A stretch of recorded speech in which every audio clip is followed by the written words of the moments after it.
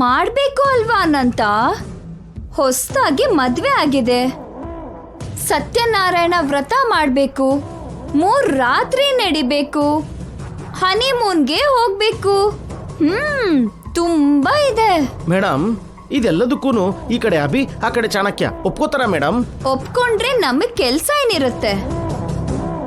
ಒಪ್ಕೊಳ್ದೆ ಇದ್ದಾಗ್ಲೇ ಅಲ್ವಾ ನಮ್ ಕಣ್ಣಿಗೆ ಹಬ್ಬದ ಹಾಗಿರುತ್ತೆ. ಅವ್ರ ಮಧ್ಯ ಪದೇ ಪದೇ ಯುದ್ಧ ನಡೀತಿದ್ರೆ ಆ ಮಜಾನೇ ಬೇರೆ ಅನಂತ. ಮೇಡಮ್, ಮತ್ ಇವಾಗ ಏನ್ ನಡೆಯುತ್ತೆ? ನಡೆದಿರೋ ಮದ್ವೆನ ಅಜ್ಜಿ ಕಲ್ಪನಾ ಆಂಟಿ ಆಕ್ಸೆಪ್ಟ್ ಮಾಡ್ತಾರೆ. ದಿವ್ಯಾ ಚಾಣಕ್ಯ ಜೊತೆ ಸಂಸಾರ ಮಾಡ್ಲೇಬೇಕು ಅಂತಾರೆ. ದಿವ್ಯಾನೂ ಇಷ್ಟಪಡಲ್ಲ, ಚಾಣಕ್ಯನೂ ಇಷ್ಟಪಡಲ್ಲ.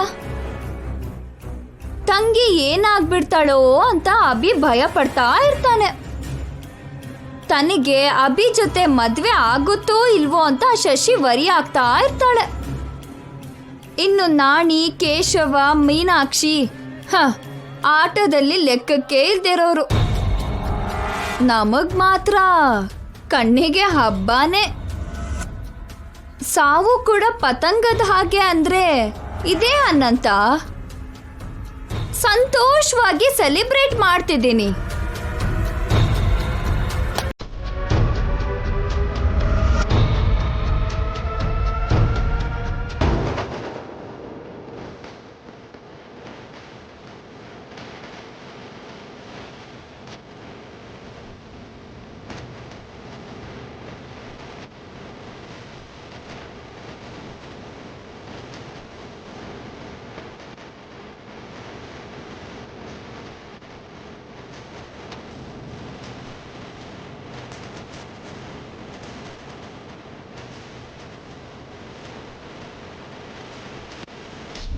ಅವನಿದೆಲ್ಲ ಬೇಕು ಅಂತ ಮಾಡ್ತಿದ್ದಾನೆ.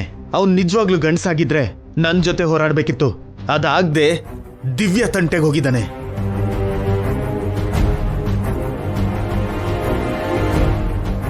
ಹಾಗ್ ಮಾಡಿ ಎಲ್ಲರಿಗೂ ನೋವು ಕೊಡ್ಬೇಕು ಅನ್ಕೊಂಡಿದ್ದಾನೆ.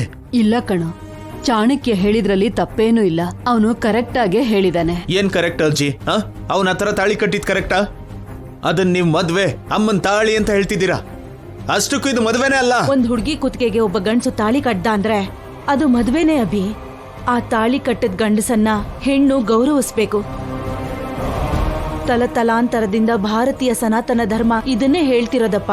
ಇಂಥ ಧರ್ಮ ಯಾರಿಗ್ ಬೇಕಜ್ಜಿ? ಎತ್ಕೊಂಡೋಗಿ ಸುಟ್ಟಾಕಿ. ಧರ್ಮನ ಶಾಸ್ತ್ರನ ಎಲ್ಲ ಸುಟ್ಟು ಬೂದಿ ಮಾಡಿ.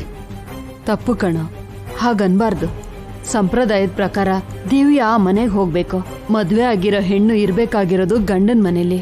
ನೀನೇ ಗೌರವದಿಂದ ದಿವ್ಯಾನ ಆ ಮನೆಗ್ ಬಿಟ್ ಬರ್ಬೇಕು. ಬಾಯಿ ಮುಚ್ಚು ಅಜ್ಜಿ.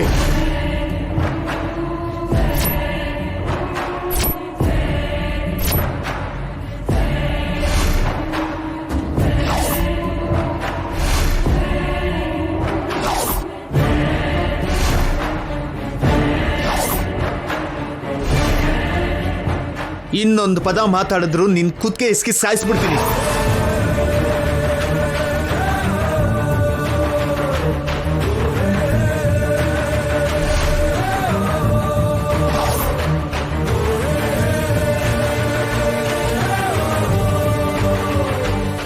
ಏನಭಿ, ದೊಡ್ಡವರು ಚಿಕ್ಕವರು ಅನ್ನೋ ಗೌರವ ಇಲ್ದೇನೆ ಬೇಗ ಬಿಟ್ಟು ಮಾತಾಡ್ತಿದ್ಯಾ? ಯಾರು ದೊಡ್ಡವರು ಯಾರು ಚಿಕ್ಕವರು? ಅಷ್ಟಕ್ಕೂ ಇದಕ್ಕೆಲ್ಲ ಕಾರಣ ಈ ಮುತ್ಕಿನೇ. 4 ತಲೆಮಾರಿಂದ ಇವಳು. ಅಭಿ ಸರ್, ಬೇಡ, ದೊಡ್ಡವ್ರಿಗೆ ಹಾಗೆ ಮಾತಾಡ್ಬೇಡಿ, ಕೋಪ ಮಾಡ್ಕೋಬೇಡಿ. ಯಾಕಭಿ ನಮ್ಮೇಲ್ ಕೂಗಾಡ್ತಿದ್ಯಾ? ಯಾವತ್ತು ಒಂದು ದಿನಾನು ನಿಮ್ಮಪ್ಪ ನಮ್ಮನ್ ಒಂದ್ ಮಾತಂದಿಲ್ಲ. ನಿನಗ್ಯಾಕಿಷ್ಟು ಕೋಪ?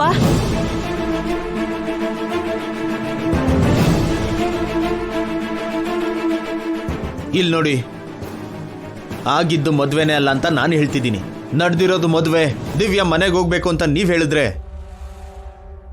ನಮ್ಗೆ ಈ ಮನೆನೇ ಬೇಕಿಲ್ಲ.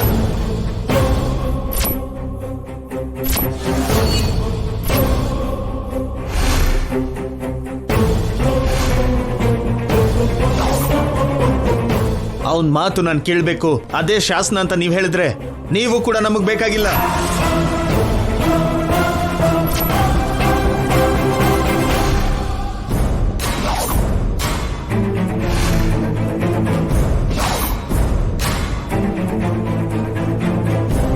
ನಾನ್ ತಂಗಿನ ಕರ್ಕೊಂಡು ನಾನು ಎಲ್ಲಾದ್ರೂ ದೂರ ಹೋಗ್ಬಿಡ್ತೀನಿ.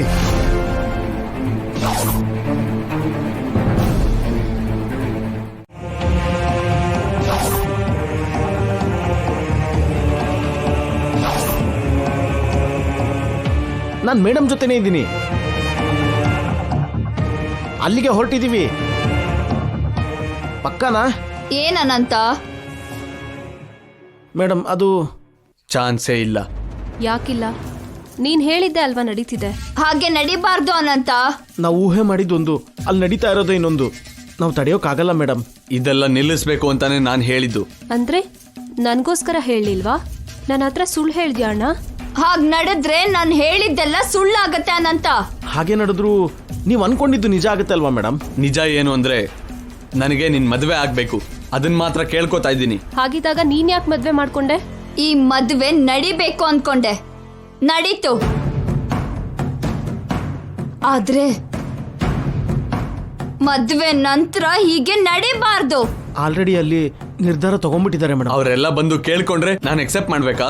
ಅದು ಆಗದೆ ಇರೋ ಕೆಲಸ. ನಿನ್ಗಿಷ್ಟ ಇಲ್ದೇ ಇದ್ರೂ ನಡೆಯುತ್ತೆ ಅಣ್ಣ. ಇಲ್ಲ ಇಲ್ಲ, ನನಗಿಷ್ಟ ಇಲ್ದಿರೋದು ಯಾವ್ದು ನಡಿಬಾರ್ದು ಅನಂತ. ಅಷ್ಟಕ್ಕೂ ಆ ಮನೆಯಲ್ಲಿ ಏನ್ ನಡೀತಿದೆ?